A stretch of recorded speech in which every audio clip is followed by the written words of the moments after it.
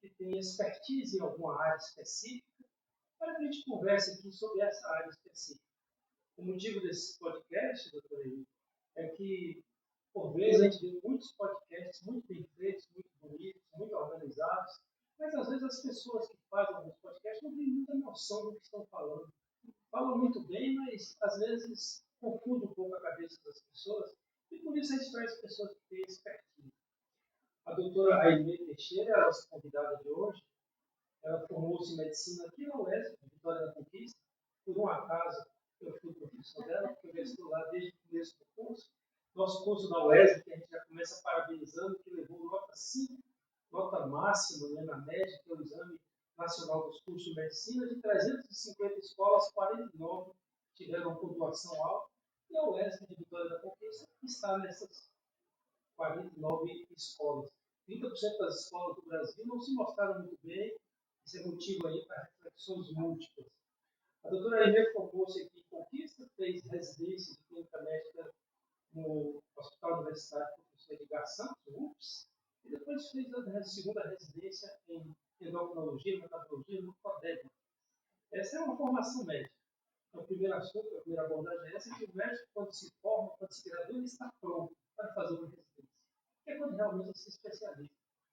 E estamos convidando a doutora Aimee que, entre os conhecimentos dela, especificamente em endocrinologia e metabologia, vamos conversar sobre a obesidade, um tema tão real, tão importante, tão grande. Inicialmente, apenas a boa noite, seja muito bem-vinda, muito grata por estar aqui conosco. A obesidade, doutora Aimee, nós sabemos que hoje ela está tendo aí cerca de 25% da população brasileira, ao sobrepeso, cerca de 60%, 50%. Poderia inicialmente nos dizer assim, o que é obesidade, essas epidemiologias são importantes, para a gente começar a entender o nosso assunto? Então, primeiro agradecer pelo convite, é uma honra estar aqui. E, assim, eu acho muito interessante como o mundo, né? Já fui aluna, hoje estou aqui. Vou continuar chamando de professor durante o podcast todo, que é algo que eu não perco o costume. E falando sobre a obesidade, então, assim, a gente tem uma definição hoje muito recente, né, da OMS, que recentemente a obesidade foi vista como problema de saúde. E durante muito tempo não, né? Então hoje a definição de obesidade, por mais dura que isso pareça, né, ser, mas é uma doença crônica e recidivante.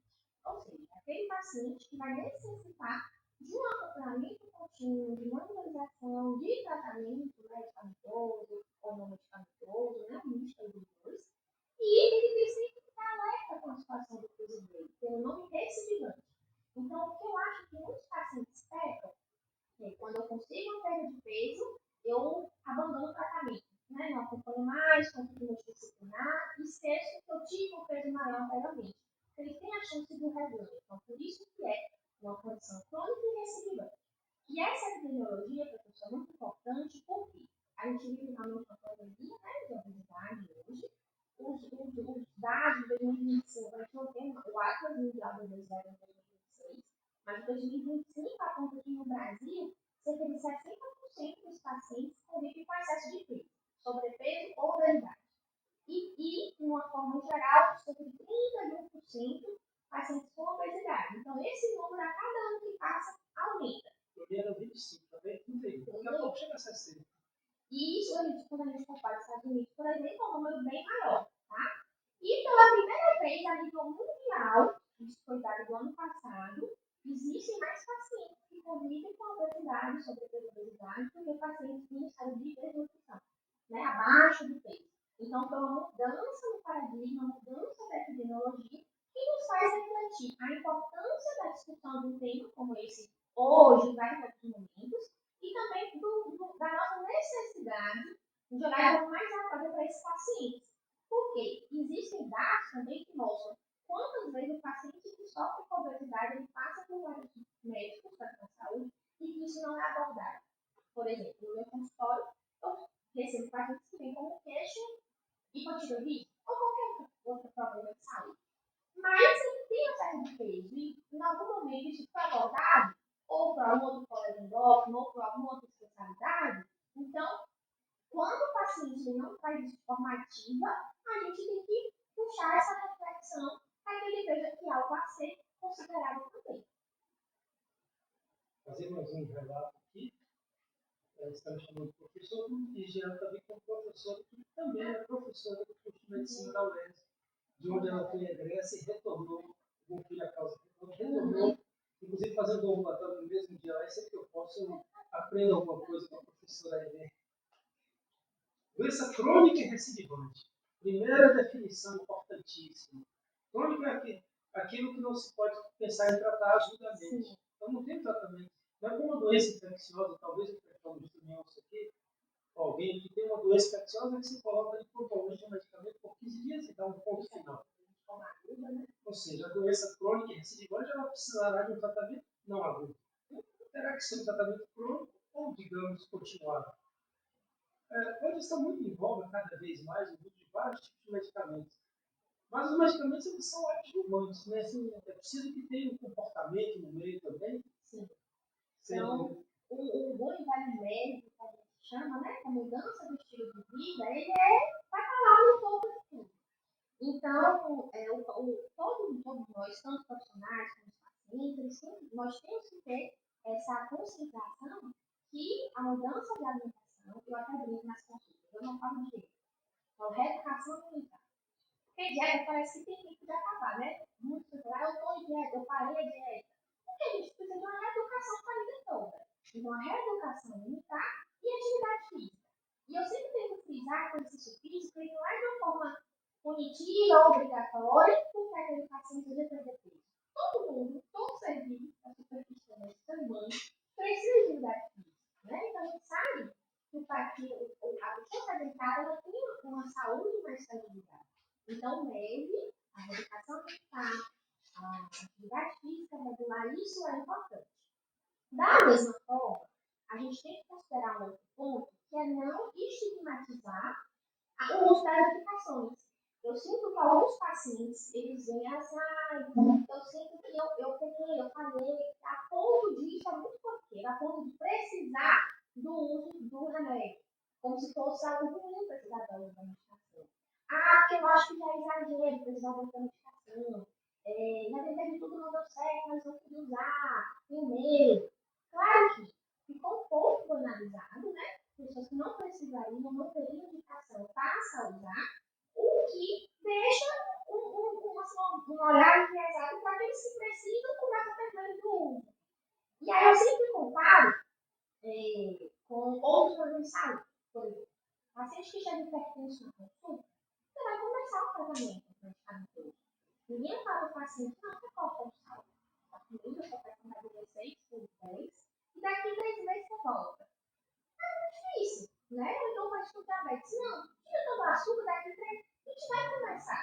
Então, por que o paciente com obesidade a gente não começa a olhar também, né? Claro que não é para apostar tudo que ele tem assim, de expectativa na medicação. O médio existe, a medicação não existe, mas a gente precisa desmistificar e tirar o estigma do tratamento farmacológico da obesidade. Assim, ter mais naturalidade para quem tem indicação realmente. Ana Macedo nos acompanha, tem um boa noite. Boa noite, muito obrigado pela atenção, por nos acompanhar. E o Guilherme Furtado escreveu os melhores. Obrigado pela participação. Você acabou de se dirigir à professora Inês. Tem um negócio interessante aqui que a doutora falou sobre. Bom, não tem nada a ver com a sua obesidade, mas como eu trabalho muito tempo com participação, às vezes a gente não consegue falar, você precisa mudar seus hábitos de vida, mas você não consegue. Sim. E tem alguns medicamentos que eles querem tomar só quando o paciente não aprenderam ainda, precisam colocar na rotina. Talvez seja uma coisa semelhante aqui. Existem vários tipos de tratamentos, a pessoa precisa pensar no seu hábito de vida e precisa pensar nos medicamentos de forma clara, porque se você conseguir sem medicamento, ótimo. Sim, mas se não, paciência, o remédio é bom também, não faz mal. Aquela história da dieta, por exemplo, que o final de semana é meu. Tem isso, né? Será que dá certo? O dia do lixo passa na quinta-feira, final de semana, vai até segunda e fica. Se o final de semana dá 4 dias, é um pouco complicado, né? A gente tem que buscar um equilíbrio. Então, assim, eu sou endocrinologista. Eu sou principal com os pacientes. Óbvio que essa semana vai ter um dia que a gente está com um outro insight, né? A comida, a relação com a comida, a gente pode observar, a gente confraterniza com a comida. Se eu for receber o som na casa, eu pelo menos de café, né? É meio cultural. Então, assim, muitas vezes, o paciente que está em processo de emagrecimento, ele vê como se ele não pudesse mais saber nada na vida. Assim, não, é tudo ou nada. Eu sou 880, o preto e branco, não existe meu jeito, né? Então, assim, ele precisa procurar um equilíbrio. E vai ter momentos que a gente vai comer algo que não é tão saudável para a saúde, mas o que eu falo é, isso não pode ser o dia a dia, isso não pode ser a rotina. O que vai prevalecer é o que a gente faz na maior parte do tempo da nossa vida, do nosso dia a dia. Então, a alimentação saudável, isso é importante na maioria dos dias. Uma refeição livre no final de semana, isso não vai ser o que vai impedir você de perder peso. Mas, não dá para fazer uma refeição livre todo dia, né? Ou com muita frequência, intenção. Fazer final de semana realmente muito bom.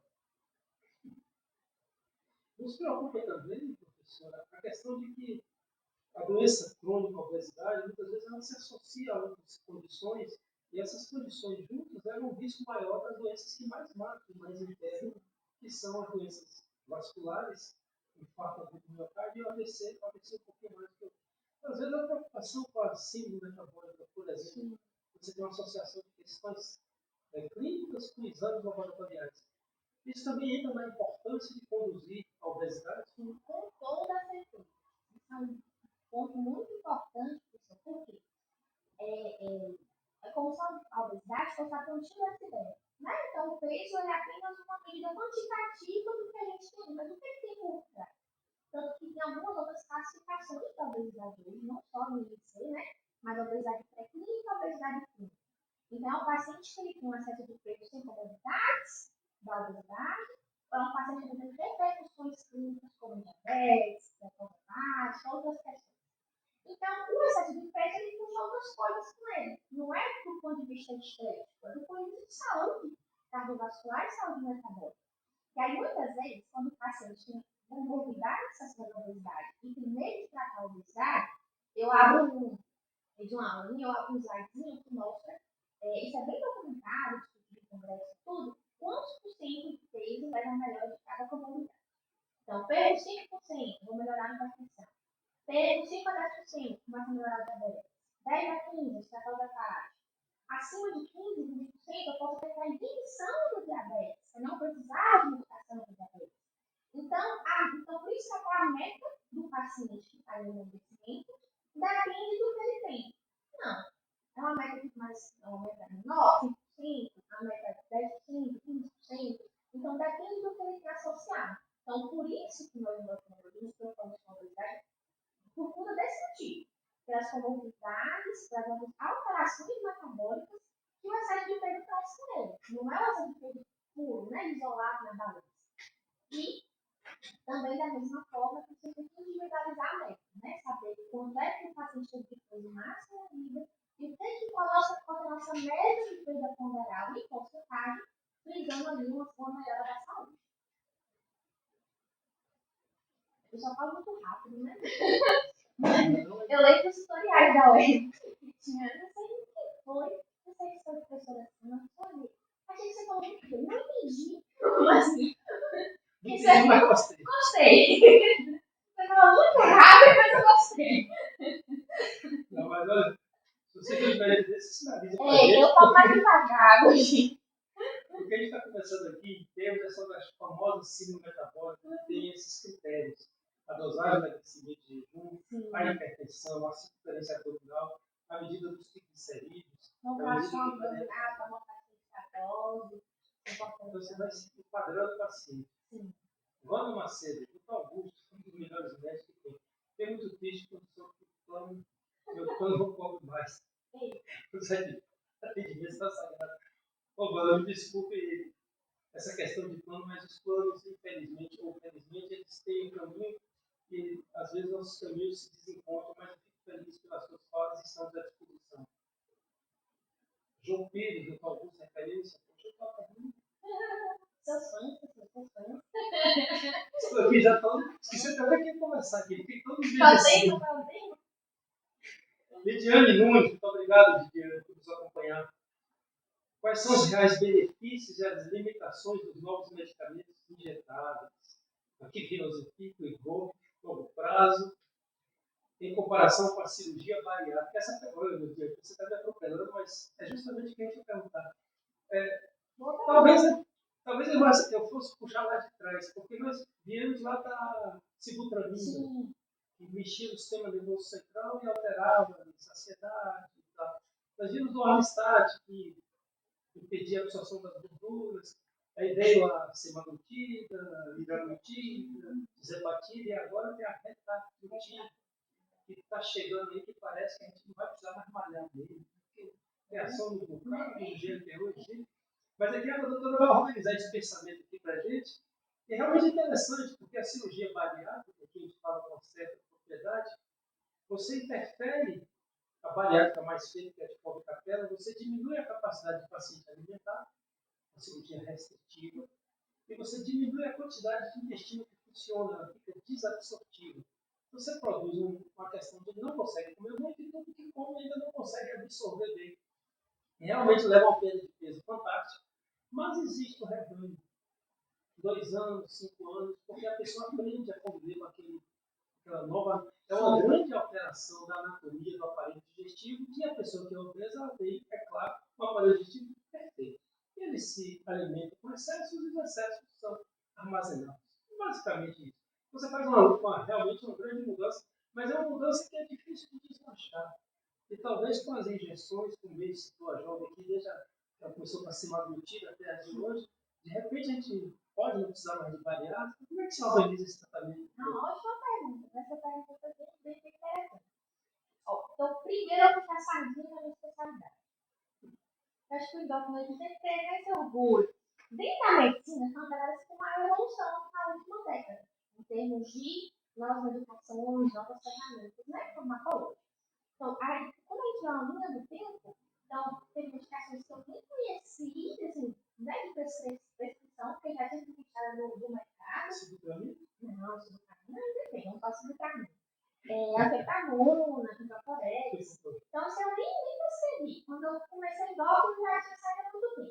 Aí, até 90 e poucos, que começou a subutramina, e o estágio ficou um gap, um intervalo, até mais ou menos, se não me engano, 2011, na década de 2010, começaram a análise de GLP-1, né?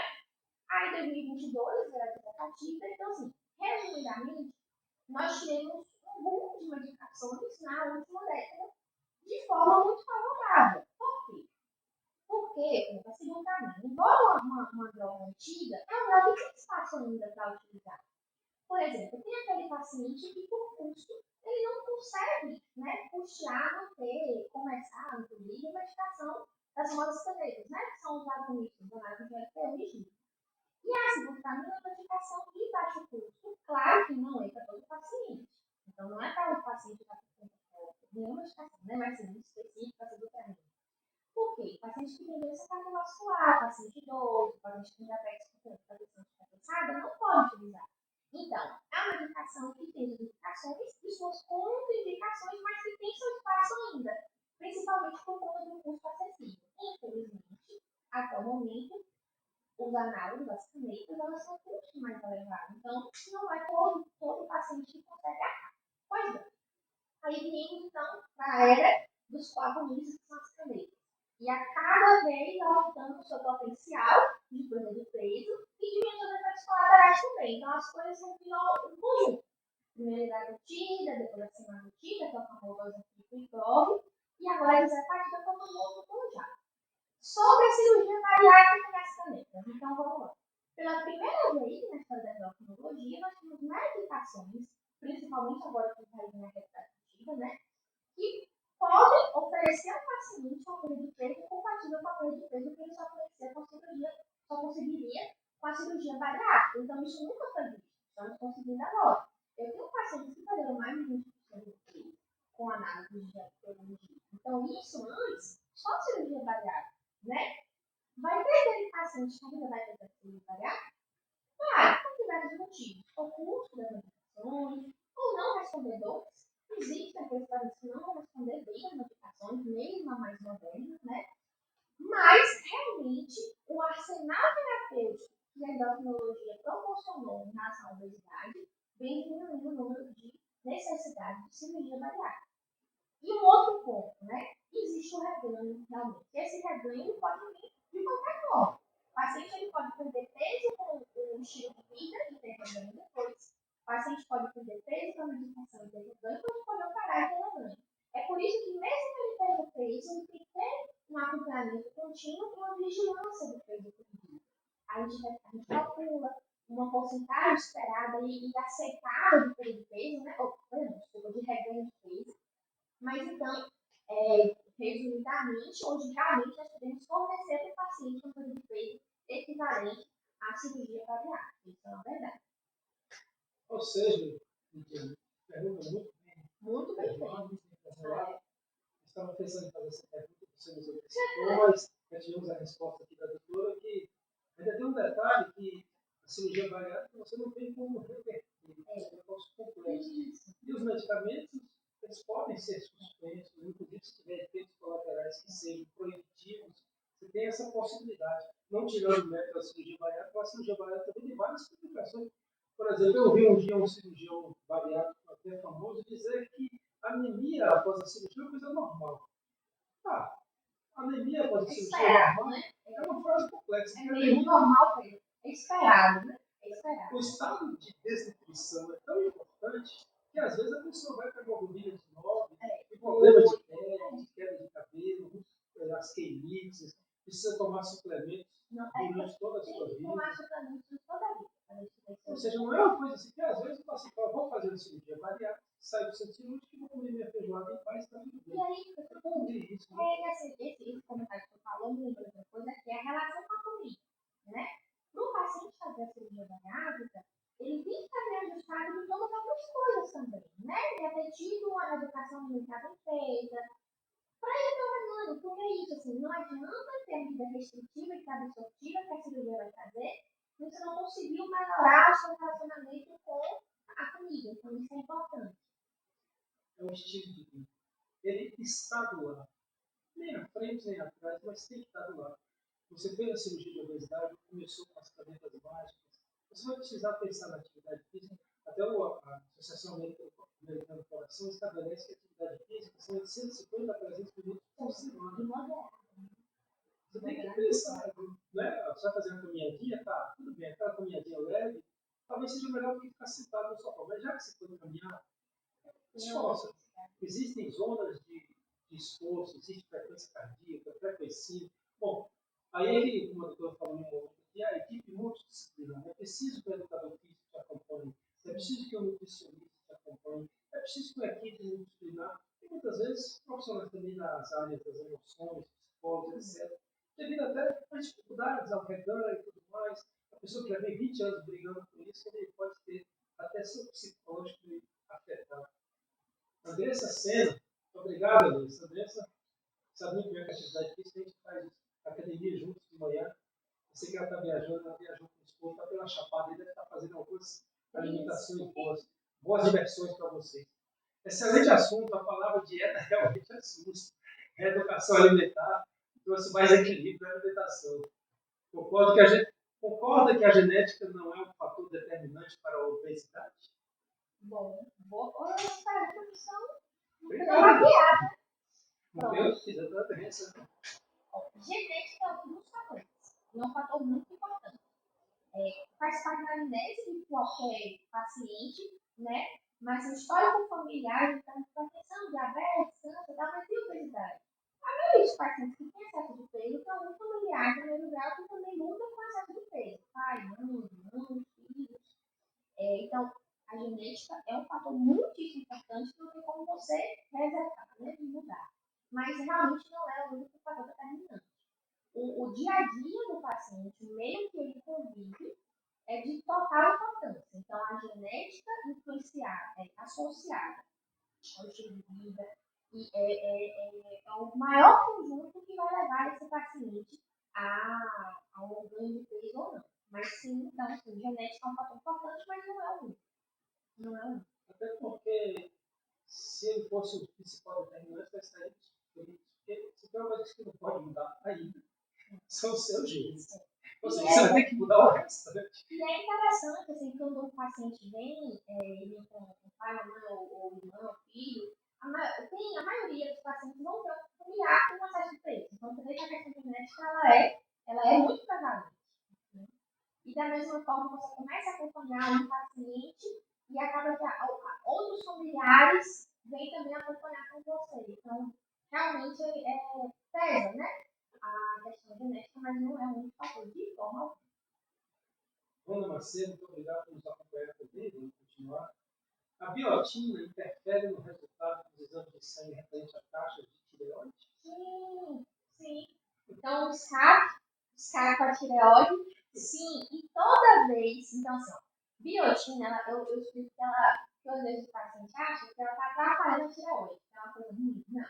Ela só interfere no laboratório. Ela é interferente laboratorial.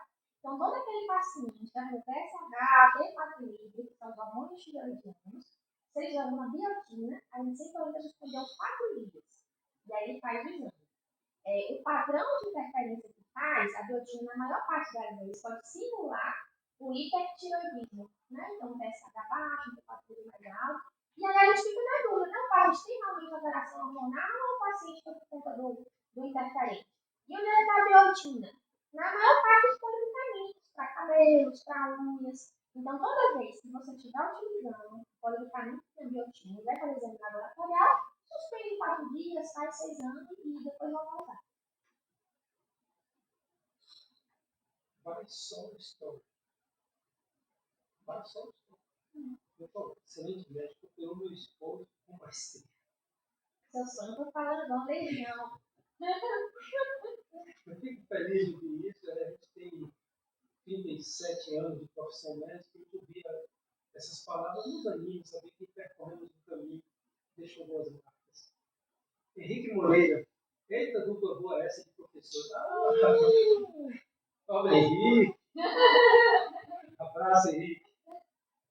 Vanusa Teixeira, essa dupla é de peso. Aí eu vi isso. Eu só queria de mais peso aqui sou eu, que inclusive estou no time do 60% de sobrepeso no nosso Brasil. Mas tenho lutado ardorosamente contra o sobrepeso. Pelo menos a atividade física eu faço mais que 300 minutos por semana. Faço. Vou tirar uma fugidinha da dieta. Nada.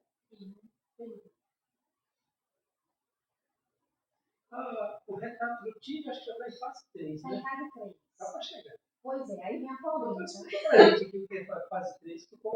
Fase 3 ficou famosa na pandemia, porque Sim. a vacina foi usada na fase 3 definitivamente. Foi feita a fase 3 no corpo, porque. Mas isso foram coisas de pandemia. Não, é urgência, né?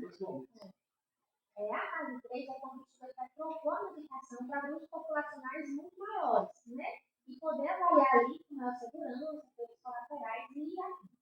E o que assusta é que a regra não foi liberada em nenhum país do mundo. Não é assim, não foi no Brasil. Ela não foi comercializada em nenhum lugar. E também, de alguma forma, que eu não quero saber, de alguma forma obscura, está sendo comercializada. Sendo que não foi aprovada, porque não acabaram os estudos. A casa prestou sobre isso. Então, isso assusta a gente, né? E aí eu quero fazer uma reflexão no seguinte. O Ozempic, por um momento, foi mais moderno, né? Maior potencial. Aí tem a febre, e todo o resto é esquecido.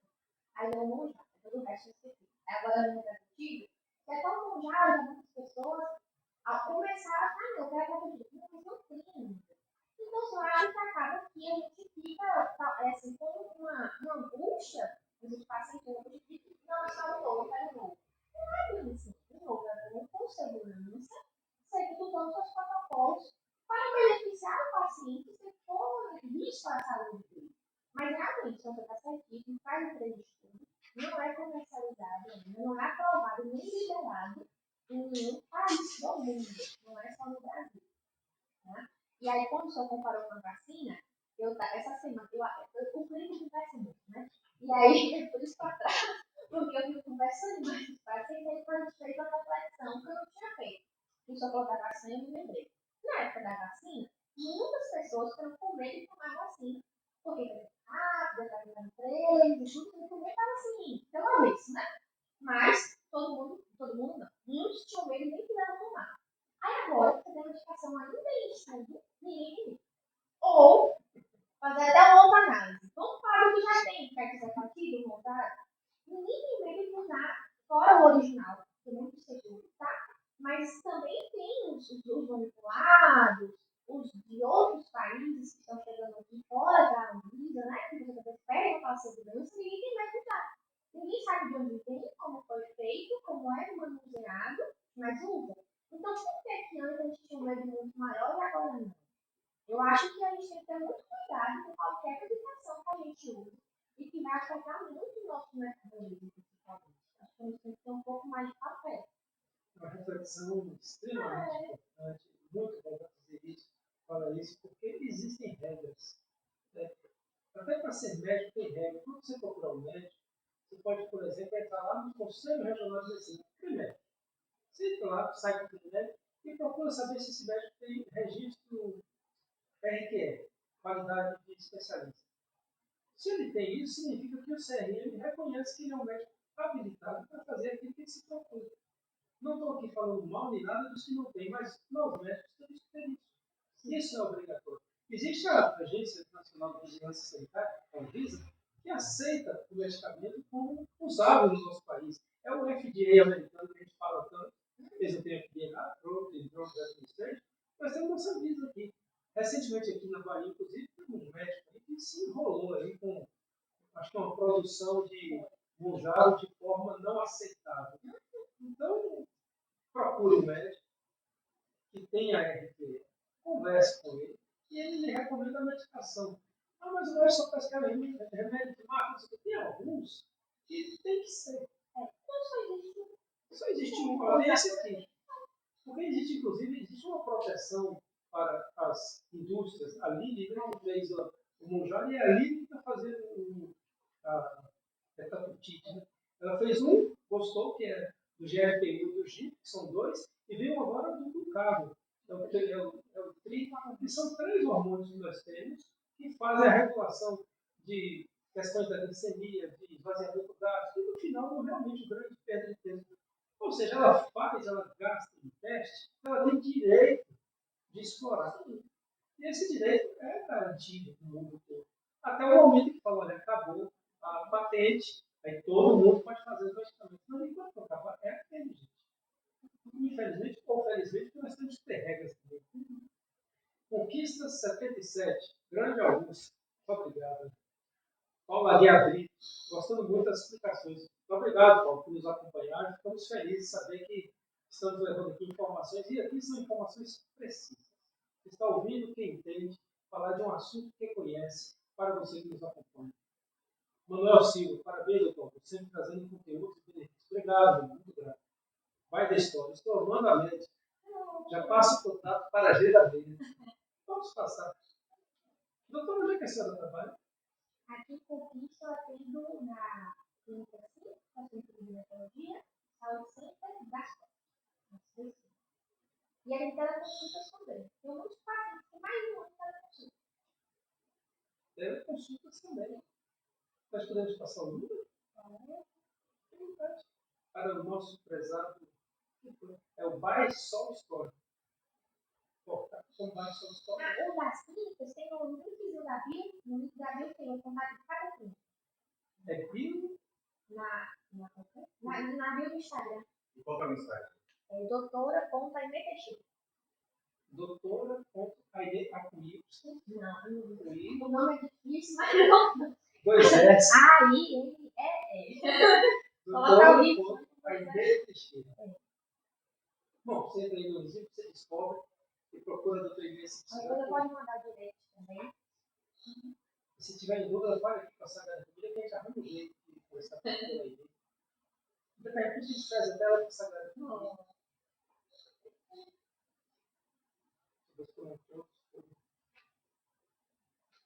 Não tem bom, né? De perguntas. Não tem boa discussão. Por coincidência ou curiosidade, eu acabei de ser aprovado em um doutorado na Unimontes, e meu tema é obesidade. Mas o que é cirurgião tem com obesidade? Eu entrei no programa lá, foi onde eu fiz mestrado, lá no Unimontes, me orientou o doutor João Marcos, e agora tem uma seleção no final do ano para o doutorado, do Dr. Pedro. Ele tem uma linha de pesquisa que ele faz há muito tempo lá, ensino de obesidade. E a proposta que ele fez, que ele me estimulou a fazer, é justamente aquilo que em algum momento a doutora Emê falou aqui, que é a obesidade saudável. Será que existe? Nós sabemos que tem 30% das pessoas que têm obesidade não têm os perfis da síndrome metabólica. Então são obesos ditos saudáveis. E aí justamente a gente vai estudar, vai propor alguns tipos de exames para poder, o doutorado tem que ter obrigatoriamente alguma coisa mais inédita, é meio difícil falar coisas inéditas, mas é só falar um pensamento. Ainda mais que talvez aqui no estudo, né? Já, algo inédito. Mas só de ter um grupo populacional da região já vai ajudar um bocado. Vamos levar justamente aqui quando o Wesley era prefeito, ele solicitou que fosse feito um grande banco de dados aqui, com dados realmente bons para fazer um doutorado, junto com o professor Stênio, que trabalhava à época na prefeitura, que fez esse levantamento, que também está me acompanhando nesse processo aí de doutorado, mas tem um grande banco de dados aqui, de medidas de vários tipos, exame de sangue, medidas sociodemográficas, enfim. Vou trabalhar um pouco sobre a obesidade, porque por isso também estou adorando. Gostei. Vou ter que estudar um pouquinho mais sobre a obesidade. Às vezes, doutor, a gente fala muito da obesidade, da atividade física, talvez quem nos acompanha fique até chateado. Como é esses médicos só falam a mesma coisa? A atividade física, peça para aqui, peça para a função do intestino, peça para tireoide, peça para não sei o quê, peça para tudo. Mas nós temos que estimular. Não tem jeito, você tem que trabalhar com o lado comportamental. Isso é importante, como o André falou muito bem aqui, até na pergunta da João, que falou sobre a cirurgia de obesidade. Até quem faz a cirurgia de obesidade precisa mudar a forma de ver. Professor, essa questão comportamental é tão importante que hoje, assim, acho que cada vez mais a gente conhece mais sobre a obesidade, entende mais, né? Essa questão, a obesidade não tem sintomas, são as comorbidades. Não. O fato do paciente com obesidade ter mais fome é um sintoma da obesidade. Então, assim, como é que eu me sacio com uma quantidade de comida, para mim tudo bem, o outro está consumindo, né? Então, isso já é um sintoma. E aí, a questão comportamental vem em qual sentido? A gente não come só por fome física. A fome da gente não é puramente física, meu estômago vai eu tenho fome. Claro que isso vai variar de acordo com o paciente. Então, vai ter paciente que vai ter escola muito mais importante, vai ter paciente que vai ter escola mais, menos intensa. Mas existe um comer hedônico, né? Nas consultas de obesidade, eu sempre posso colocar de prática se eu dou questionário de escala de comportamento alimentar. Já todo mundo tem. Viu? Não se assuste, alguma coisa vai ter alto, independente do peso, a gente vai saber quais são os mais intensos. Então, como é que é o comportamento alimentar? O paciente ele pode ter o comportamento hedônico, que é o comer comida palatável, o prazer pela comida mais gostosa, entre aspas, né? Quando ele procura a dopamina da comida gostosa. Então, o dia que eu oferei, sabe, foi tão estressante, foi tão cansativo, vou comer qualquer coisa. Esse é o comer hedônico. O comer emocional, que é o paciente, isso é muito comum. Não, eu não como muito, como pouco, mas quando eu estou ansiosa, quando eu estou estressada, quando eu estou assim, preocupada, eu desconto as minhas emoções na comida. Então, a gente vai começando a ver que a obesidade é algo muito mais complexo do que, não, só não comer. Não é tão simples assim, né? Exatamente. Outro ponto, o padrão de compulsão alimentar. Existe o comportamento compulsivo e existe o transtorno de compulsão alimentar, né? Aquele paciente que vai comer de forma mais exagerada, uma emoção muito grande e muito rápida, até se sentir desconfortavelmente cheio, até alguns pacientes sendo mal-estar, passando mal. E o hiperfágico. O que é o hiperfágico? Aquele paciente que precisa de maior porção para se saciar. Então, tem paciente que tem um comportamento um pouco mais intenso, tem paciente que tem um comportamento um pouco mais intenso, eu pulei nunca desorganizado. Isso é muito comum. A gente que pula muita refeição. Não, amanhã todinha não come nada, mas no almoço vai da tarde estou varado de fome. Então, você começa a inverter um padrão circadiano, né? Então, seu metabolismo está muito mais devagar no fim do dia, você vai dormir, deitar, e aí você está ali concentrando a maior quantidade de caloria no fim do dia que não seria tão interessante. Então, Então, padrão desorganizado. Então, tem várias estratégias a depender de qual padrão alimentar isso vai ser mais evidente para o paciente. Mas aí, como o senhor comentou, a gente começa a ver que é uma questão comportamental que não é só como física. Tem questões emocionais, questões psicológicas, né? E aí, só puxando o senhor, esse termo também, acho que é muito bom de conversar, que é um termo relativamente recente dentro da obesidade, que é o food noise. O que é isso? Ruído alimentar. Isso a gente vê, é muito interessante ver isso no tratamento dos pacientes, né? Eles falam, doutora, vai ser uma vozinha aqui, é um pensamento em comida. Então, tem um biscoito ali no armário. Eu tenho algumas frases da doutora, e literalmente essa. A vozinha que fala, tem um biscoito ali no armário, tem um chocolate ali na geladeira. Segundo o seu filho do almoço. Aí eu tô comendo, tô no almoço pensando que eu vou comer no meio da tarde, porque eu sei que tem uma coisa boa pra guardar. Aí eu acordo e estou pensando já que eu vou comer no almoço. É o fundo de nós. Só que isso, como é que você controla? Mas, não, a partir da manhã você não vai mais pensar que não tem como. Então, a meditação, eu falo com os pais, é como se pegasse o volume do som que está lá gritando e botasse lá para baixo. E aí, com o passar do tempo, ele consegue acalmar esse tipo de nós, o ruído alimentar e seguir até mais fácil, quando alimentar, proposto para a nutricionista, por exemplo, né? Então, é um sintoma da obesidade, o tudo não, o tudo alimentar. Pensar que não vi, né? Parece ser algo meio abstrato, né? E aí, quando a gente começa a tratar o excesso de peso, o hospitalizador da coisa sumiu. Essa frase da coisa sumiu, não sei mais o que é ela. Porque você vai manejando isso. E até outro ponto, por exemplo, como é que eu faço a educação alimentar, a restrição calórica, enfim, se eu tenho muita fome? É meio torturante, né? Então, assim, eu vou comer bem, mas eu não sacio. Eu vou estou sentindo um incômodo, né? Então, as medicações, elas ajudam até o paciente a conseguir ser melhor o plano alimentar proposto. Então, resumindo, a parte comportamental, ela faz parte do tratamento da obesidade. Não tem como fugir. Ou seja, meus jovens, se você estava esperando a injeçãozinha baixa, se deu bem. Mas a injeção é mágica, dentro do comportamento. Você vai se dar bem com a doutora Edith. Vai lá, prescreve a orientação, te recomenda um nutricionista, um educador físico, um psicólogo, uma injeçãozinha. Somando isso tudo em cima da doença crônica e recidivante, você vai ter um tratamento continuado e vai atingir a sua meta. Ou seja, tem jeito. Agora, talvez, é só desmistificar, porque isso, bom, eu não estou dando isso todo dia, mas eu ouço e vejo o tempo todo pessoas hoje estão aprendendo a tomar remédio de um jeito, cada um inventa um jeito. Não, eu tomo 3 semanas, eu tomo 4, eu tomo 5, suspendo, tomo 5 miligramas, tomo 2 miligramas. Faz um ano. Uma salada. Uma salada não vai dar certo. Você vai mexer com tanta coisa no seu corpo que pode acabar. A doutora falou que uma coisa me veio um tema que é tão assim, falado ultimamente, as pessoas que ficam muito tempo sem comer, que eu estava no jejum intermitente. Isso tem algum espaço ou é só loucura? Tem sim. Mas aí o que eu. Por mais que eu não fale dieta, eu não falo de dieta só para simplificar. Tá? Então, assim, tem muitos estudos que comparam dietas, né? Jejum intermitente, low carb, very low carb, e por aí vai. Então, o que esse estudo fez? Fez botar em grupos, né? Esse grupo vai fazer low carb, esse grupo de intermitente, o que vai acontecer com eles ao longo do processo de ano?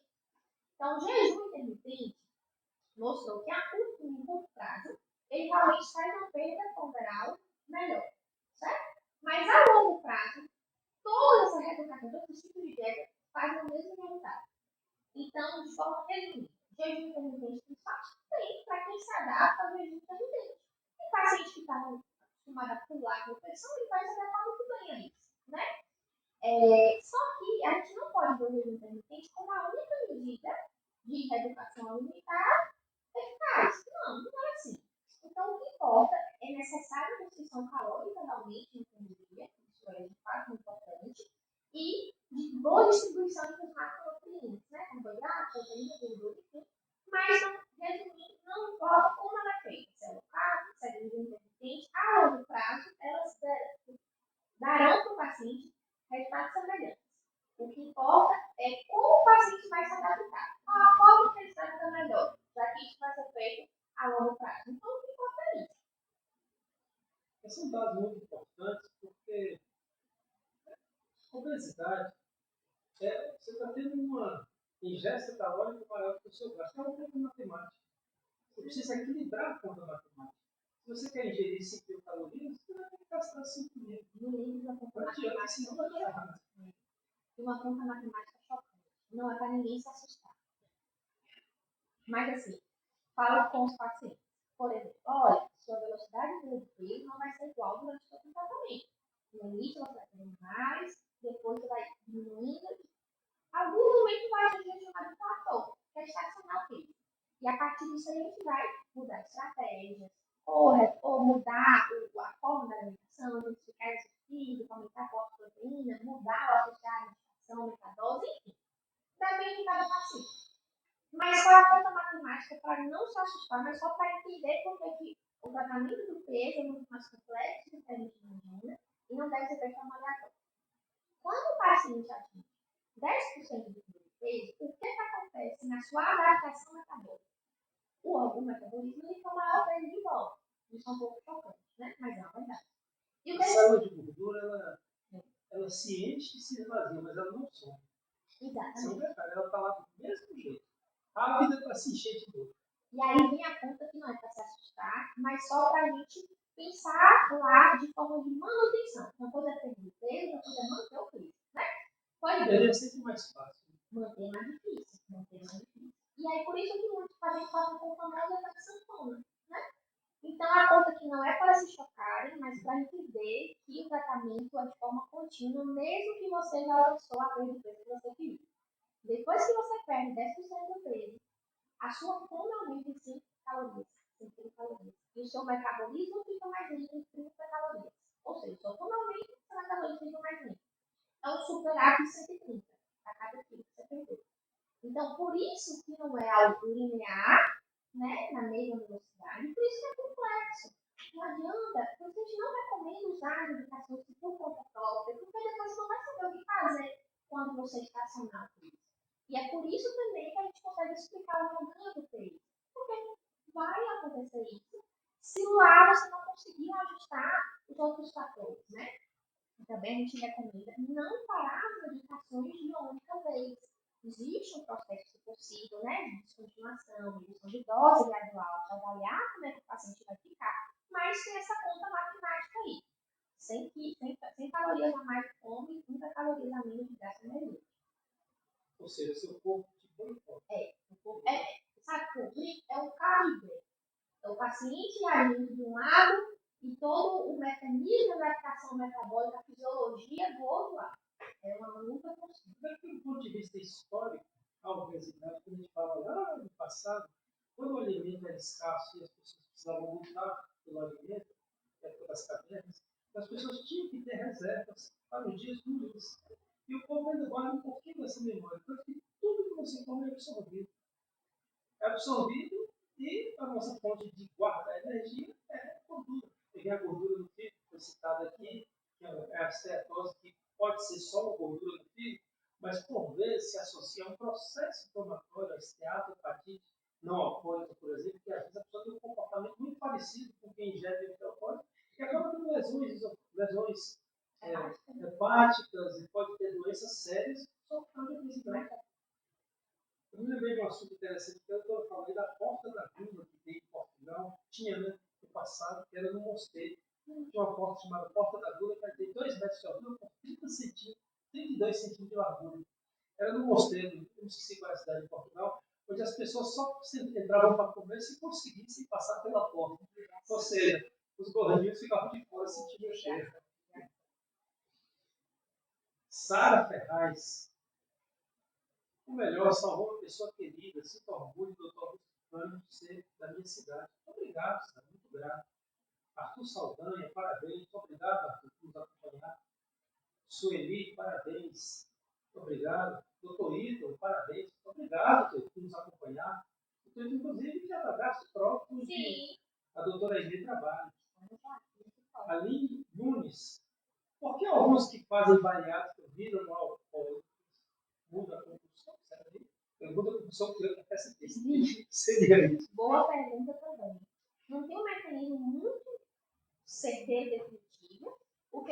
Então, quais são os 2 principais fatores, né? A gente conversou sobre a questão comportamental da alimentação, que muitos pacientes têm como mecanismo de escape, né? Emocional, de ansiedade, a comida, e no momento do pós-operatório ele não vai conseguir muito. No pós-operatório inicial, né? Pelo desconforto que isso vai trazer. Então, o álcool ele vai ser muito mais facilmente ingerido sem grandes repercussões.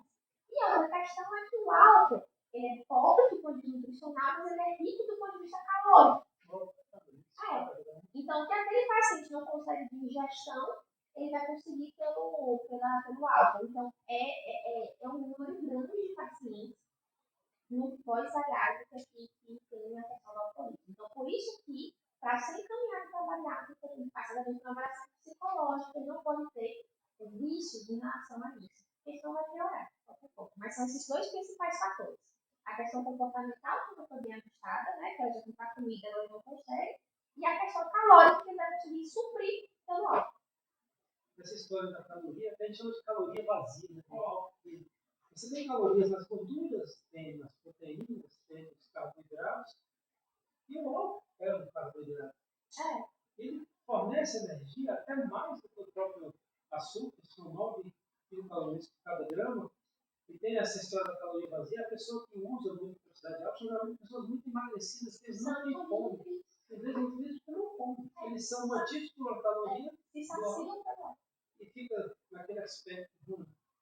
A doutora falou aqui de questão de álcool, eu me lembrei da história do Christian Bale, que fez um filme, O Maquinista. Ele perdeu 30 quilos, ele foi de 82 para 50 quilos. Eu vi a história, ele só comia uma maçã, um atum e café. E depois ele fez o filme Batman Begins e ganhou tudo de volta. Ou seja, mostrando que o comportamento, é claro que ali foi ele. Nós estamos falando de uma exceção da exceção da exceção. É como o próprio Tom Hanks, quando fez Filadélfia lá no século passado, quando surgiu a AIDS, ele perdeu muito peso para fazer o filme, depois ele fez o Náufrago, muito tempo depois, e também perdeu muito peso. São coisas diferentes. Mas só para chamar a atenção que o comportamento pode fazer diferença. Ou seja, o Christian Bale é uma pessoa de 1,80 m, com uma musculatura evidente, só tem que ficar carinhoso. Desde que não queremos conseguir o Christian Bale, perde 30 quilos.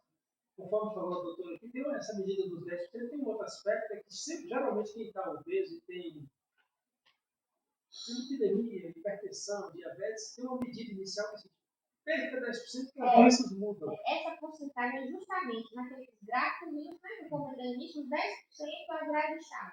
Melhora de hipertensão, melhora glicêmica, melhora de estratório, melhora de epidemia, no mínimo 10%. Então você tem que brigar. Não, e aí vem só a questão, o médico puro, não é purinho, sem medicação, claro que vai ter os pacientes fora da curva que vai perder mais, mas em média, traz um perda de 5%.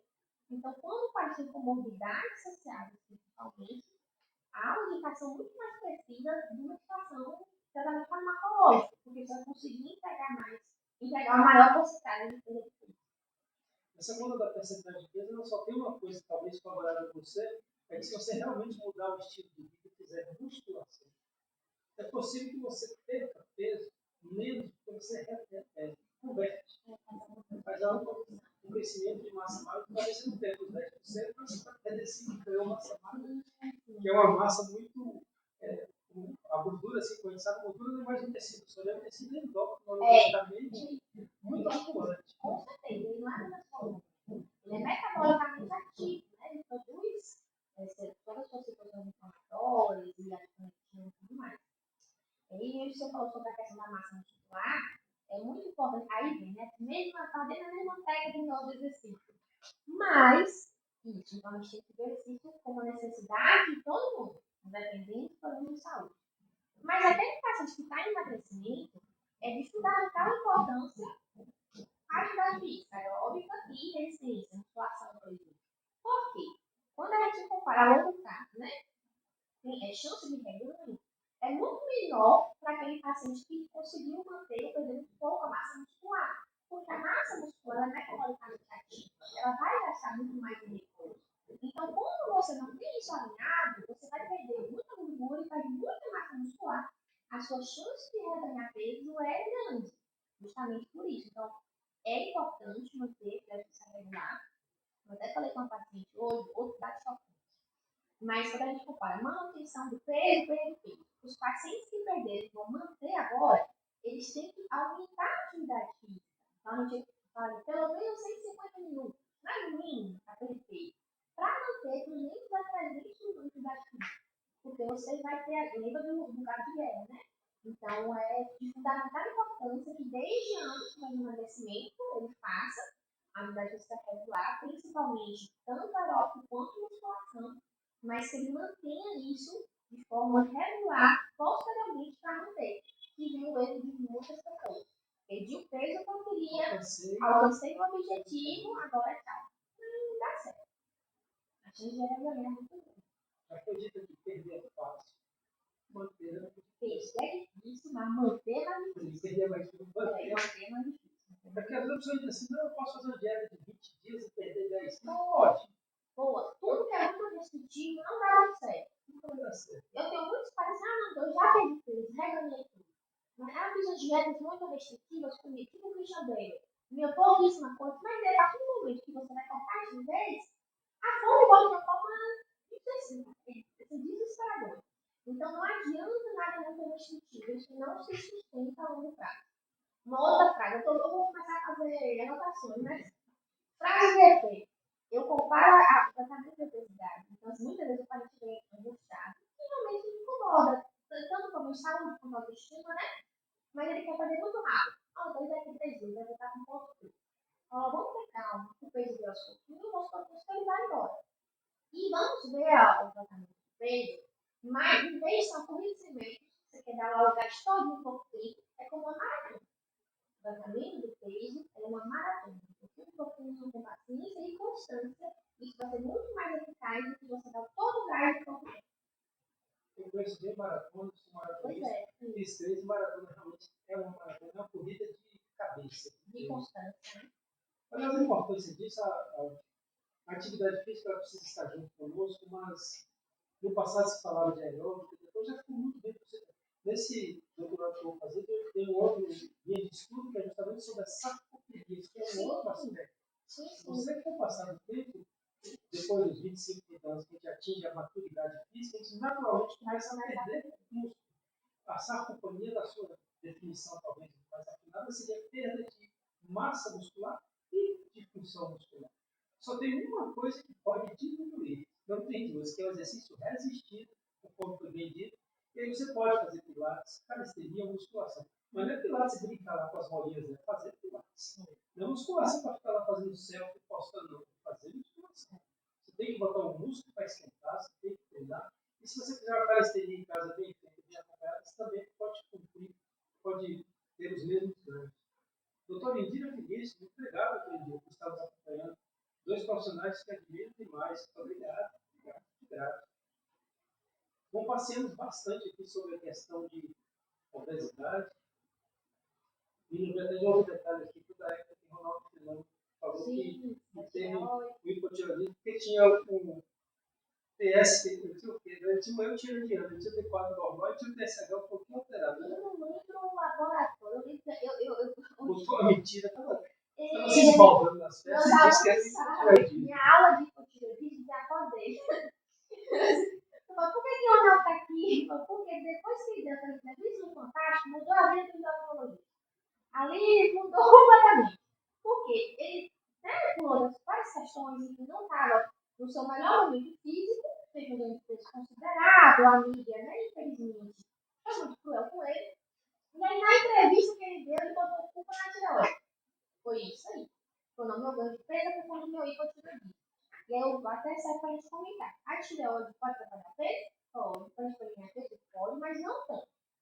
Se for muito descompensado, você pode colocar uns 5, 6 quilos, no máximo 8 quilos, assim, muito descompensado mesmo.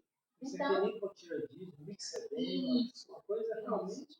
Agora, o hipotireoidismo não tratado, ele vai muito mais dificultar a perda de peso do que de fato ganhar. Então, realmente vai dificultar a vida do paciente, tem que ser tratado e bem ajustado.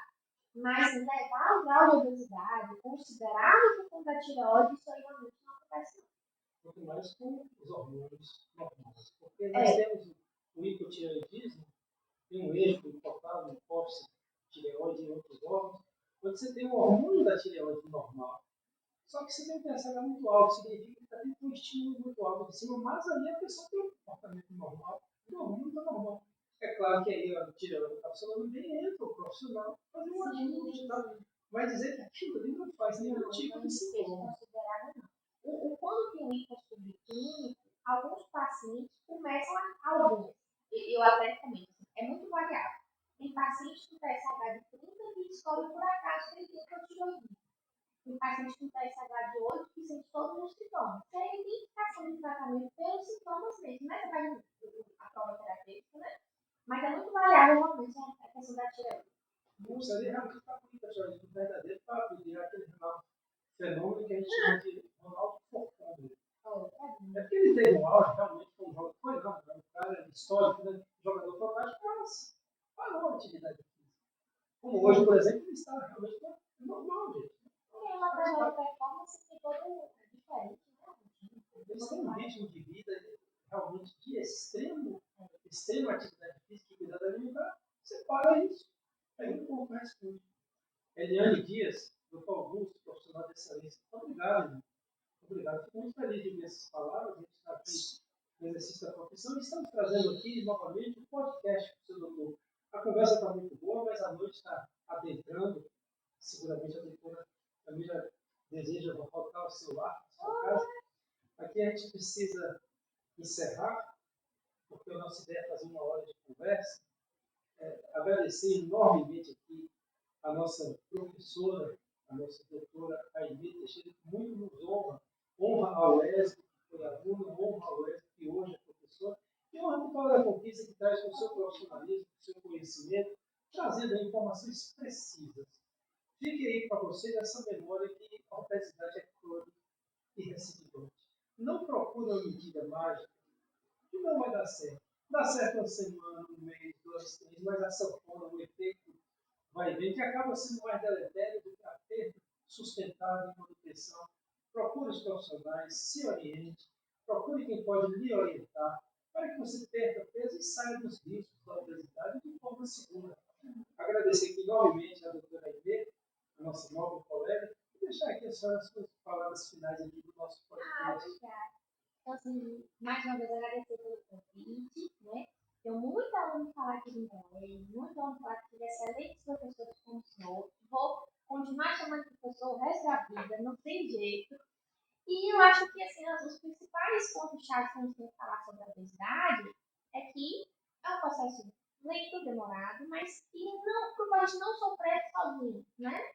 Que ainda há muito estigma, tem paciente que tem vergonha de falar que está tratando peso, tem paciente que acha que é um momento de fragilidade ou de falha. O fato de procurar ajuda, mas pelo que a gente conversou aqui, a gente consegue ver que o excesso de peso é algo muito mais complexo do que muitos acham.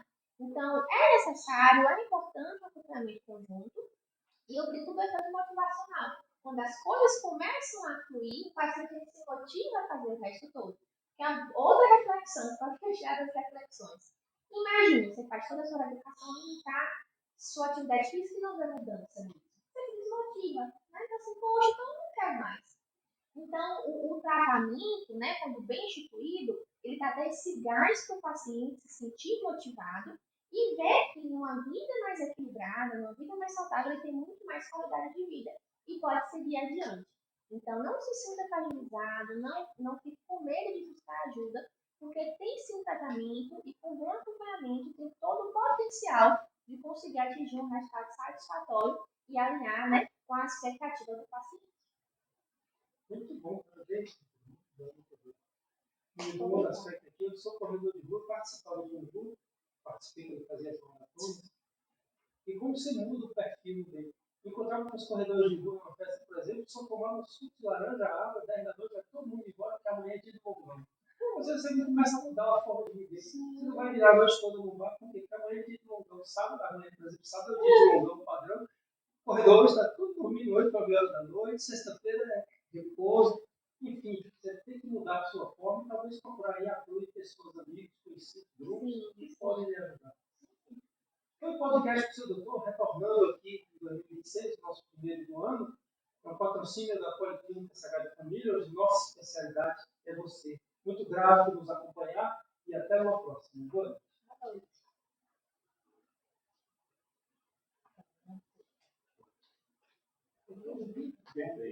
É bom. Só falar, mas eu gosto de conversar. O cliente não gosta de conversar. A minha esquerda conversa demais. E hoje nós temos uma participação talvez